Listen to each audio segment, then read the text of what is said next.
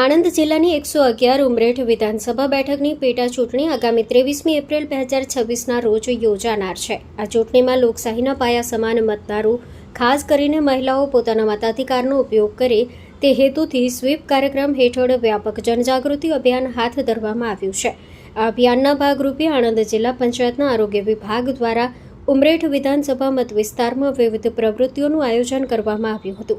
મુખ્ય જિલ્લા આરોગ્ય અધિકારીના માર્ગદર્શન હેઠળ જિલ્લા વિવિધ પ્રાથમિક આરોગ્ય કેન્દ્રો ખાતે મહિલા મતદારોને કેન્દ્રમાં રાખી વિશેષ કાર્યક્રમો યોજાયા હતા. જે અંતર્ગત પ્રાથમિક આરોગ્ય કેન્દ્ર ભરોડા ખાતે મહિલા મતદાન જાગૃતિ શિબિરનું આયોજન કરી મહિલાઓને મતદાનનું મહત્વ સમજાવવામાં આવ્યું હતું.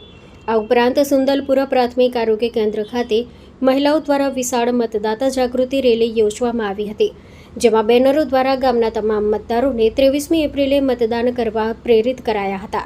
આ કાર્યક્રમમાં આરોગ્ય વિભાગના અધિકારી, આશા વર્કર અને સ્થાનિક મહિલાઓ મોટી સંખ્યામાં હાજર રહી લોકશાહીના આ પર્વમાં પોતાની ભાગીદારી નોંધાવી હતી. Story report by Nandlal Bhanushali, Anand.